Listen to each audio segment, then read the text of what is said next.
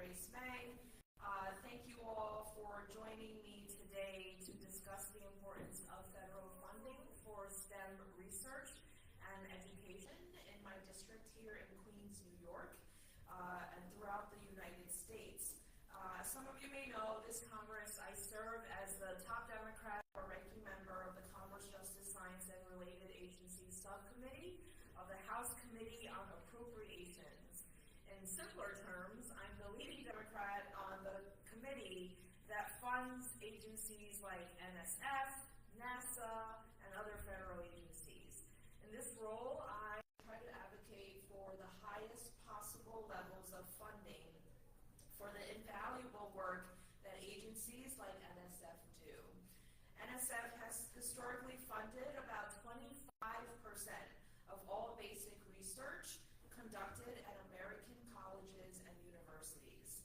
As a member of the Appropriations Committee, I also play a part in funding the National Institutes of Health, which is the largest public funder of biomedical and behavioral research in the world. I'm so proud of how our U.S. government has historically supported STEM research, and those of us in New York City have hugely benefited from that support. For example, one way I have brought this federal funding home is through a community project funding. We're working to secure this fund for a youth STEM education program at our very own New York Hall of Science, as well as for tech research right here at Queens College.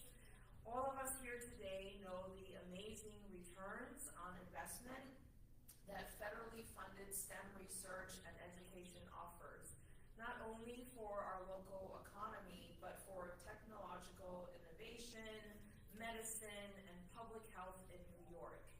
In this last year, however, this presidential administration has worked to make huge cuts to federally funded science research, sometimes, in my opinion, using illegal methods and violating the laws that those of us in Congress worked in a bipartisan way to pass.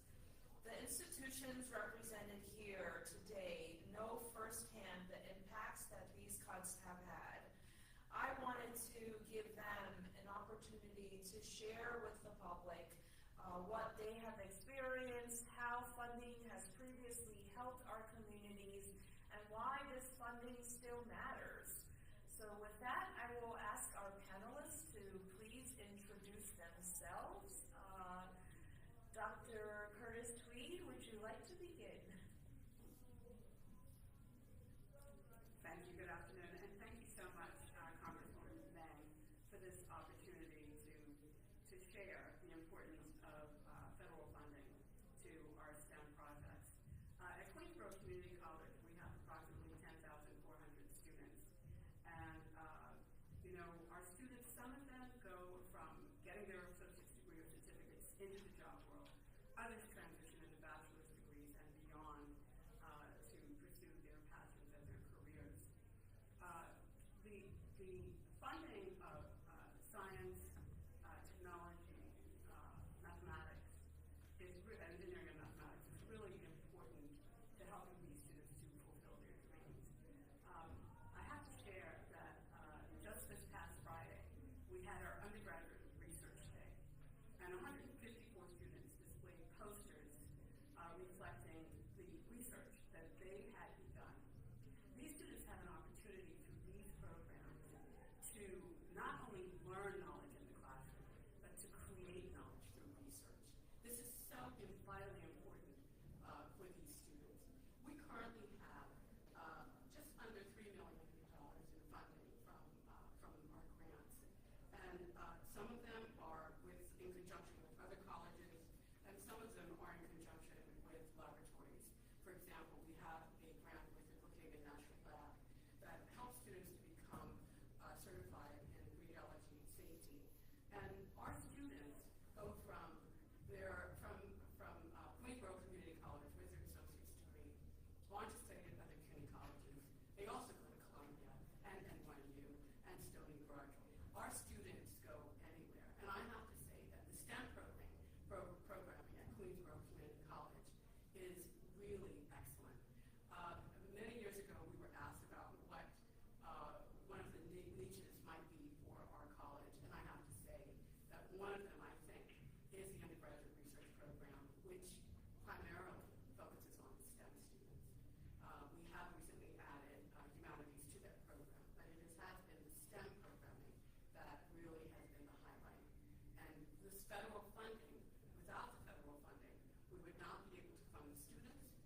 nor the faculty, who in their work basically transform our students' lives by showing them opportunities that they may not have thought of for themselves, and provides them with the agency to see themselves in pursuing distinct opportunities that can actually lead to the betterment of our country on a local basis, national basis, and perhaps at international level. Great, thank you. And sorry for those watching online, that was Dr. Phyllis Curtis Tweed from Queensborough Community College. Thank you, Doctor. Dr. Wing from Columbia University. Thank you very much, Congresswoman Grace Meng. I am Jeanette Wing. I'm the Executive Vice President for Research and Professor of Computer Science at Columbia University. I will speak first about our research in especially the STEM disciplines, and then a little bit about our educational programs. First of all, Columbia benefits from federal research funding for our research on the order of over $1 billion annually. This research is primarily supported by NIH and NSF, but we also get funding from other federal agencies. I can attest that without the federal funding, we would not be able to do the groundbreaking research that we do, especially in the science disciplines in medicine, through our medical center, medical school, and School of Public Health, but also our engineering school and our science departments. It is really, let me just give a couple of examples. One example I want to give specifically because we have our Hall of Science person here. We have a National Science Foundation Artificial Intelligence Center that studies the intersection of AI and neuroscience. It's a brilliant vision because AI is inspired by models of our brain, but we're only using very simple models. So you can imagine if we understand, or if we use more complex models, maybe the AI models themselves can be improved. At the same time, AI can be used to actually understand the brain. You take a lot of images of the brain, and you can use AI technology to better understand what's going on in our brain. But the reason I bring up this particular National Science Foundation Center is that it has an outreach program with the Hall of Science. And our researchers, our students, our postdocs, the faculty all love being a part of this outreach program. And I hope our Hall of Science person will speak to it shortly. That's just one example. Another example of some of the medical science that we're able to do is actually in, this is something related to, I think my colleague from MSK will speak about, and that's CAR T cell therapy, using the immune system to actually, the personalized immune system to actually treat and perhaps even cure the particular cancer that a person suffers from. So I can give you a lot more examples of our research, but let me just turn to one statistic that I think would be of interest to everyone here. Columbia University, as you know, has a phenomenal undergraduate program, the college, the engineering and general studies. And for most people, they might think, well, you go to Columbia to major in political science or economics or English. Well, guess what the number one major at Columbia University is? Computer science. Students are voting with their feet. And computer science continues, even with the advances in AI, continues to be a number one major, the number one choice. So I'll end there and happy to answer other questions and talk more. Thank you, Dr. Wing. Next we have Dr. Jason Lewis from Memorial Sloan Kettering Cancer Center. So thank you very much indeed, Congresswoman Meng.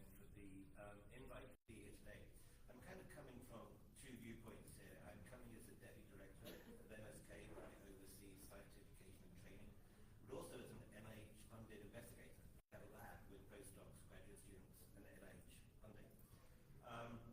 At MSK, we actually have a full spectrum of education opportunities. High school, university, gap years, these tend to be summer programs. We don't have an undergraduate school, but we have a very robust series of summer programs where undergraduates from around the country come to us. And then our largest demographic is that of postdoctoral researchers. We have about 650, actually I think it's 654 postdoctoral researchers today at MSK, of which 75% are international. And our graduate students are about 300, many are from Cornell University, and again it's about 20 to 30% of those which are international. Every single person at some point is affected by cancer. And so we absolutely set the pillar for ourselves, the milestone, that we are going to train the best cancer research scientists and physicians anywhere. But to do that, we need to get people interested in science from a very, very early stage, and that does start at high school. So getting these high schoolers in, getting them excited about science, getting them into a good college, as some of the ones we've had around this table, to do a degree in science and then bring them into the postdoctoral world is key, because ultimately, when we think about who's going to educate the next generation, it's going to be those faculty members, which I'm somewhat representing now. 40% of our postdocs go to faculty positions. If we don't have that pipeline going into faculty, we don't have the educators of the future. And that is, I think, key, because we educate them for academia, we educate them for industry, and we educate them to do the best possible cancer research. And it's also, I think, important that when we think about our postdocs and our graduate students, we don't think of them as just hands in the lab. They are the innovators in our laboratories. I like to say, with some arrogance, I'm the one that comes up with all the ideas in my laboratory. I'm not. It's the graduate students and the postdocs who do that. So this is a full spectrum of education. We need to make sure it's robust. We have pipelines, we have great collaboration with other institutions, really to make sure that ultimately that next generation of educators is there to fulfill the whole mission. Thank you. Next we have, can I see your full name? Sorry. Dr. Katie McMillan Cope from the New York Hall of Science. Good afternoon, everybody. Thank you so much, Congresswoman Meng, for holding this event and for bringing together. I really appreciate the makeup of this panel and the sort of range of institutions that we're bringing together. It's already been lovely meeting everybody. I am the Chief Learning Officer at the New York Hall of Science, which is just around the corner. And the Hall of Science was founded in 1964 as part of the 1964 World's Fair, and at a time of great optimism about science in the United States. And since about 1986, the Hall of Science has been a recipient and a participant in grant-funded programs connected with the federal government in various ways, in a way that is not unique but is distinctive in what we call the informal science education world. So what we do and many of our partner institutions do in New York City and around the world is really speak to not only the starting in high school part of the pipeline, but the families, the schools, the communities that surround those young people who may go into those pipelines into professions, and those young people in the years long before they even get to high school, going back to our threes and our toddlers and our early childhood spaces, and really beginning that work from a place that science is a set of practices and a way of examining and exploring the world that belongs to everyone, and that expert scientists can only flourish in their work when they arise from and contribute to an ecosystem that celebrates that work and understands it and appreciates it.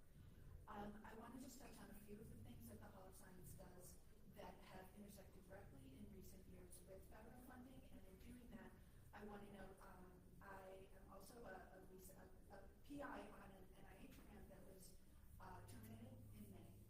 We were not able to do the last 5 years of work. Some of you may be familiar with NIH's signature K-12 program. It's called the Science Education Partnership Awards.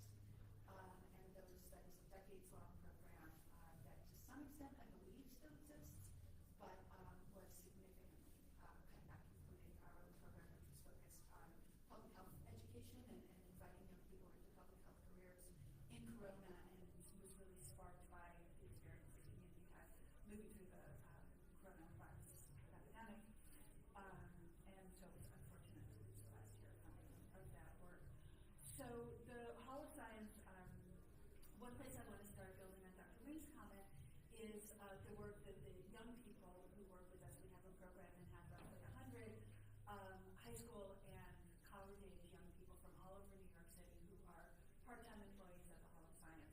And they both act as docents on the floor and participate in a whole range of development opportunities to build their understanding of the career pathways available to them, how to pursue STEM careers.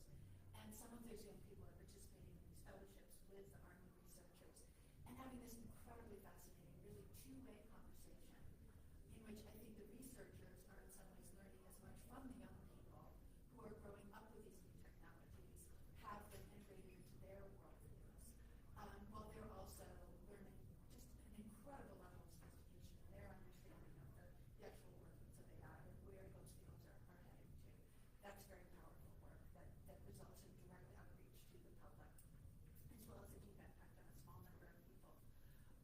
We, with Department of Education funding, are currently working with teachers both in our own local District 24 in Queens, who are fantastic collaborators and incredible teachers, and colleagues of theirs in the Chicago Public Schools, developing civic science programs, developing new curriculum that can be studied and tested for the efficacy of its impact, and distributed much more widely to other teachers to support middle grade science learning and investigation.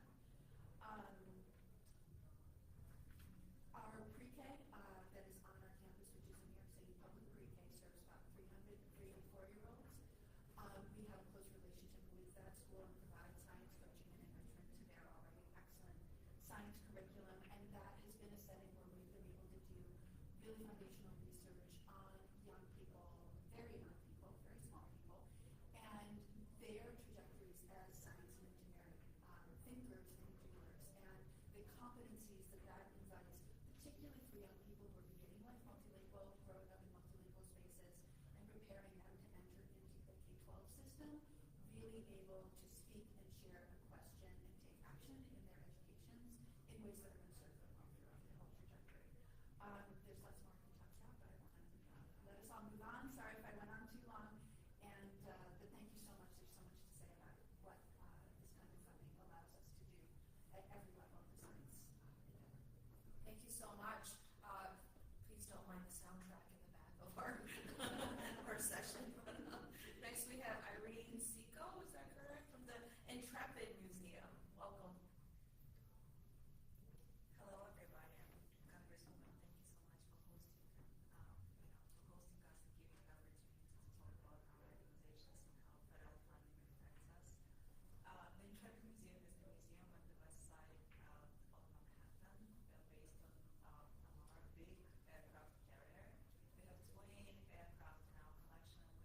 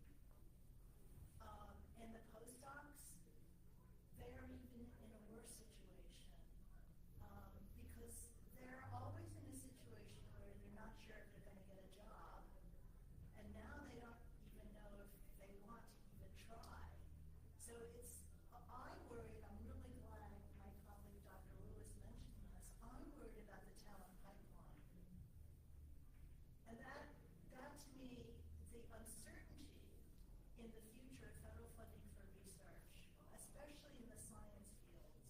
I think that's the biggest concern by higher education and all of the institutions around the table. The second point I want to make is related to the National Science Foundation.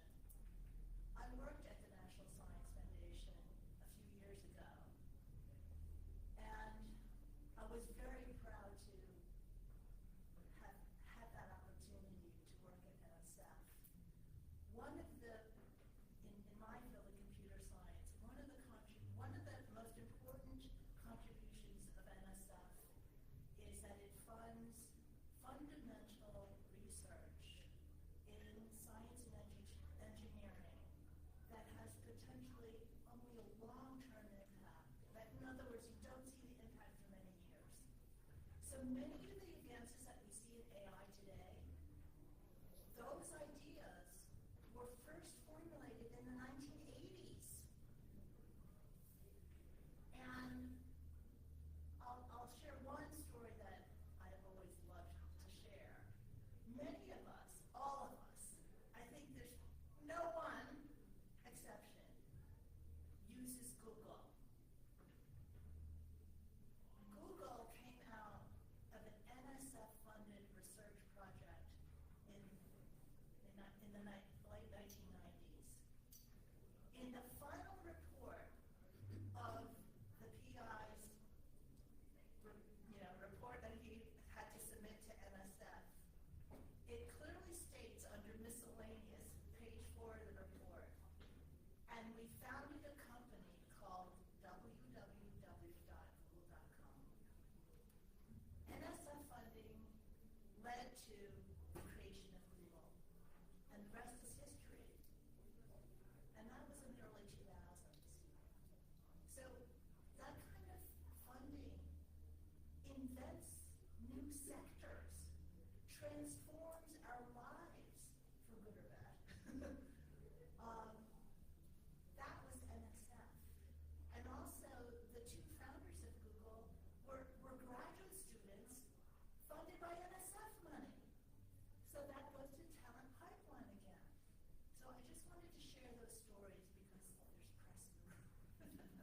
Thank you so much. That was actually a great segue for my next question, where we've heard some of you touch upon, global competitiveness, right? There's a lot of conversations about how we ensure that America is at the forefront of so many of our fields, especially in STEM. How do we make sure that America is prominent, keeping America first, right? And so if anyone wants to elaborate or give examples of how federal STEM-related funding keeps America competitive. You've talked about pipeline for STEM fields, you've talked about entrepreneurship. If you have any examples like that, a lot of people in the communities don't necessarily know what a direct impact that federal funding like NSF and NIH have on our everyday students here in New York and around the country. Would love to hear about that. Dr. Lewis. So, there's in so many ways does it affect everything. And the generational gap, I think, is a big part of that. There's been an incident recently where an exceptionally talented young scientist, she had an offer from an American institution, and because of the funding cap, her offer of an independent laboratory was pulled away. She moved back to China. So I think there are many instances now where many of the people that we have been training and investing time and money into terms of their scientists, they are returning to the countries they came from, for example, and they're not generally staying in the States. And I do worry we are going to have a significant generational gap of scientists in this country. And it is because there are funding mechanisms, the F grants, the K-level grants, the transitional grants when you take a graduate student to a postdoc or a postdoc to a faculty member. The funding on these has decreased, and these have often been the main key mechanism to get somebody into their next faculty job. And if these continue to be funded at the level they were,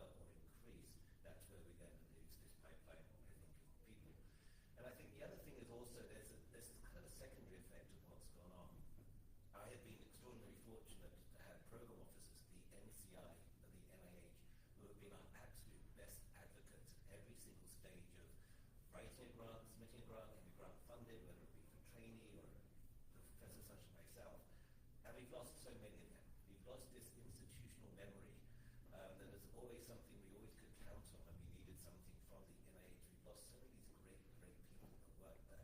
And I think that's also going to be a downstream effect of what's happening. We really need those advocates at the institutes which you have found in order to help us do what we need to do. So it's kind of an all over the place answer. It's multifactorial, but it all makes a difference. Every aspect of it makes a difference. I spoke already, so if someone else wants to speak, but I have two answers to your question. Shall I go short? So first, I want to speak about competitiveness specifically with respect to a couple of fields, which of course, in fact, the current administration recognizes as clearly important for the United States. One is AI, and the other is quantum. And To be honest, I don't know if China is ahead or not. I would like to know, but that takes certain collaborations, and I worry that we're not going to really know in an open way. But quantum has, the U.S. has always competed with Europe and Canada and China and other countries, and we still do not understand some of the fundamental physics and material science that quantum gives us. And if we can build new materials, for instance, then we can build new devices that could be energy efficient, and that could be better for our data centers, which are energy hogs. But we need to understand the fundamental science in order to get to that technology. And that takes graduate students working in a lab to figure out, probably using AI, what the newest material would be. So we really need to stay competitive, and the way to stay competitive is to attract the talent, and that was my second point. The United States has been a talent magnet for students from around the world because of our research prowess in science. And given all what's going on, we are losing that possibility. A lot of students from other countries may not feel welcome. They may not even apply to come to the United States to study. And I worry about that because we really need a robust pipeline of talent at all levels, undergraduates, PhD students, postdocs. So I just wanted to make sure that people understood that, those two consequences.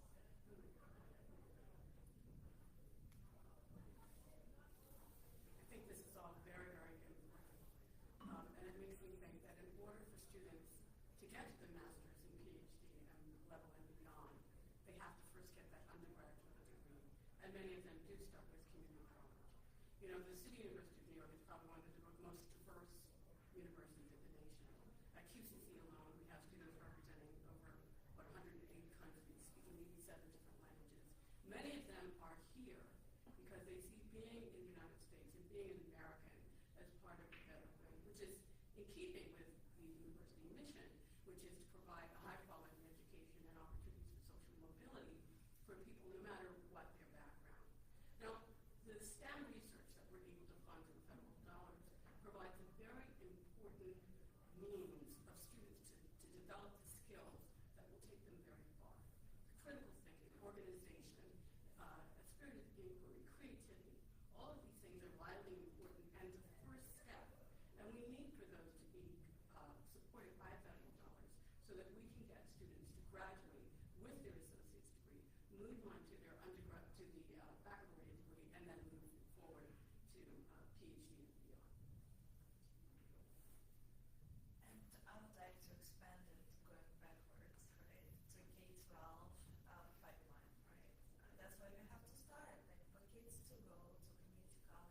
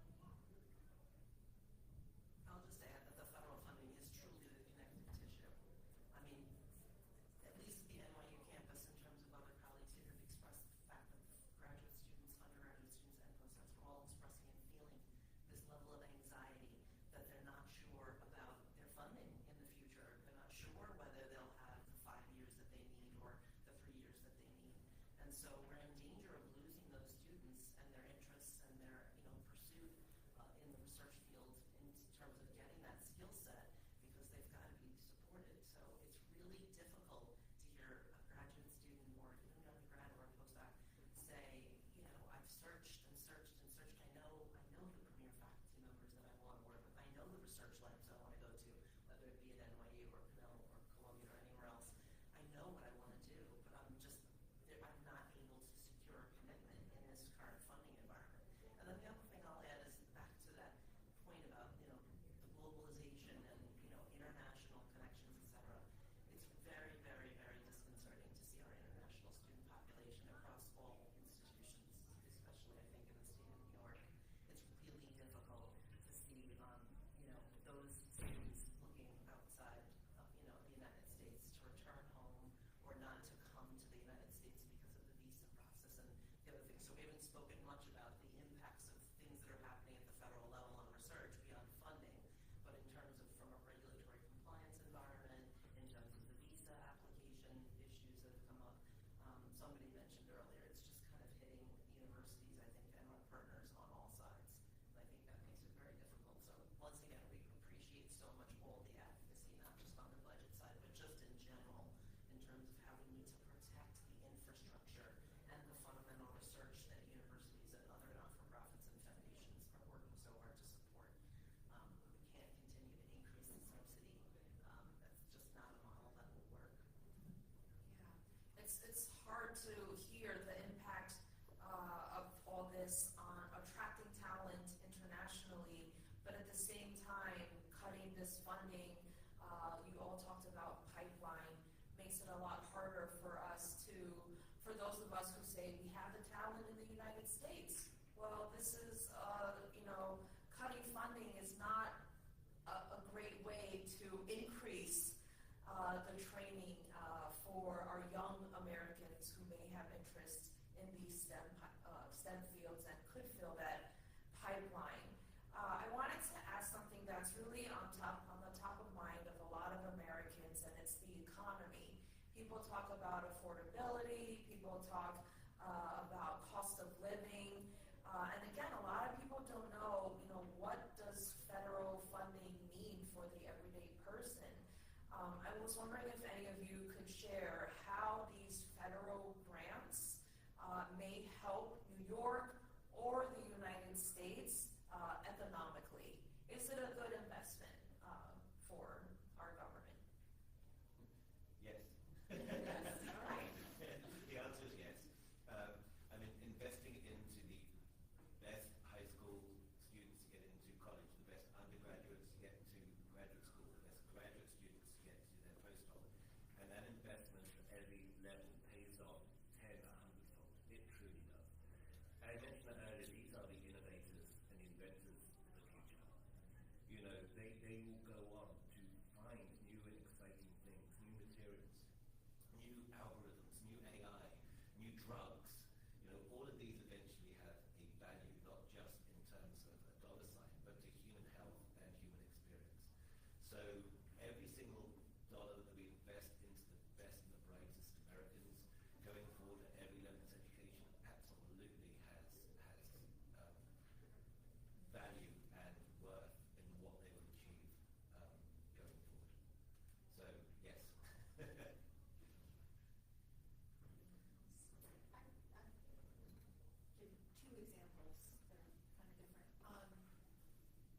So, thinking about sort of again, I think my piece of pie here is that the ecosystem, the broader investments in science understanding that support and feed into the more specialized work done in universities.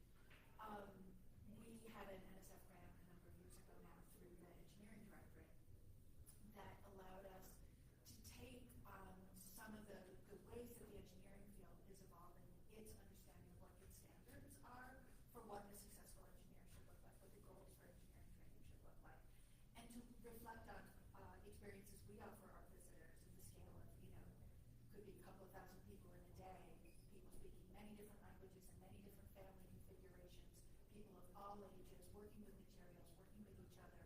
How do we design those activities so that they are orienting people to an understanding of what engineering is about that's aligned with that whole trajectory, right? And that is probably a picture of what engineering is, that to the extent they have any understanding of what engineering is not, is antiquated in some way, right? We're operating on some white coat, sitting off in a lab somewhere, as opposed to sort of solving problems in the moment.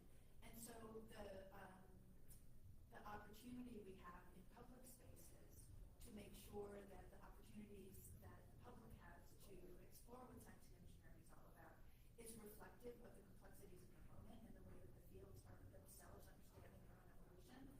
Federal funding is absolutely critical to that. There's no way that an organization like ours or the Intrepid or any of our colleagues would be able to make those kinds of investments without federal support. A different example is the ways that particularly the National Science Foundation has been very supportive, again, not only of us, but of many informal science funding organizations, of really investing in helping the public understand where science and engineering already live in the expertise that they bring to their everyday lives. Whether you're a bus dispatcher, you're a second grade teacher, you're anything you can think of, or you're at home making dinner, recognizing the ways that you are a competent user of scientific knowledge or a competent solver of problems like an engineer really shifts our whole understanding of who science and engineering are for, and finding ways to infuse those messages and those ideas into science education much more broadly is in some ways I think the most impactful thing that informal science education can do, because that's what's opening up the pathway to realize, well, I care about solving cancer. That doesn't mean somebody off on some other planet is doing that work. Maybe I can do that work. So two different examples, but they're both really relevant. Awesome. Thank you. I'm going to try to do this in an indirect manner, but answer your question. I already mentioned that Columbia University receives about $1 billion of federal research funding every year. Now, first of all, that attracts the faculty, the students, and so on.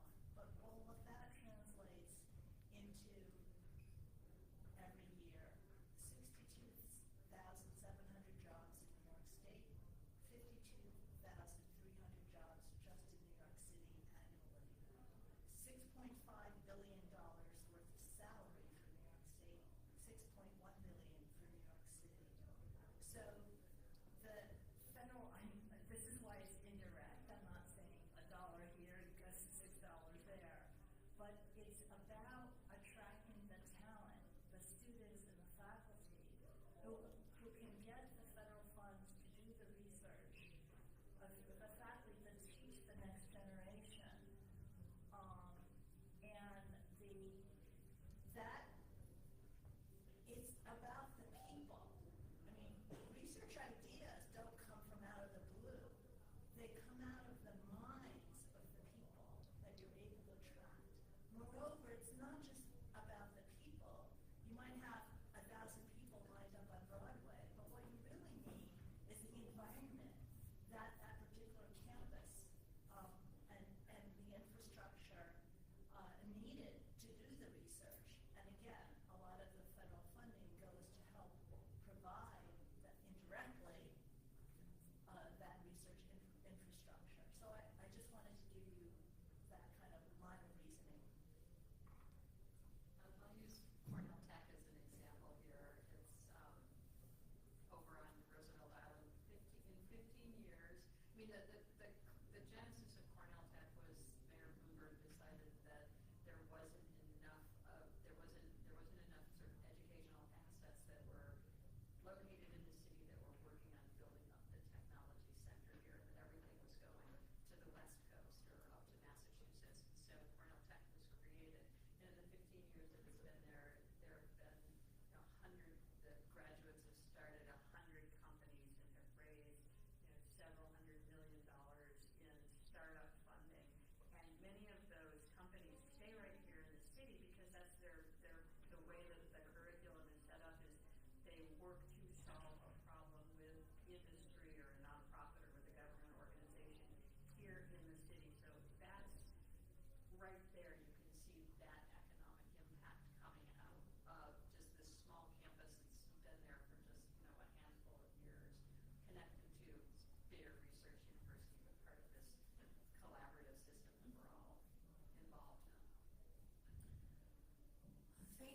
much, everyone. I do have a final question, and you don't even have to weigh in or answer now, and you can mull it over and get back to me. I think that I try to be a positive and optimistic person, even during dark times like now when some of the lights in the tunnel aren't functioning. I like to see a bright light at the end of the tunnel and try to think of ways that we can be creative going forward. There's always room for improvement in terms of securing funding and efficiency in our federal government.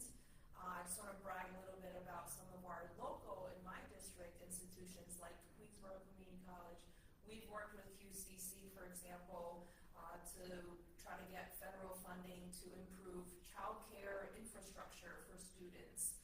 We've worked with Queens College here in my district also on issues like, how do they getting money so that they could help our local small businesses during the pandemic, and on another grant, helping get funding for one of our local labs so that they could detect, traces of infection levels in the water here all throughout New York City, and most recently working with Queens College on some tech collaboration where they will literally train some new students who will hopefully work in their company when they graduate.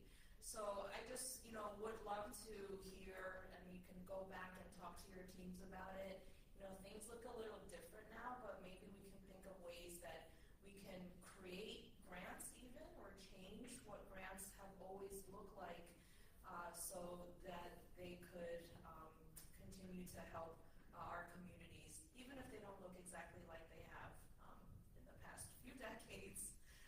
We can be creative and think out of the box maybe, and we're always happy to brainstorm with all of you and with anyone who's listening today. Welcome those conversations.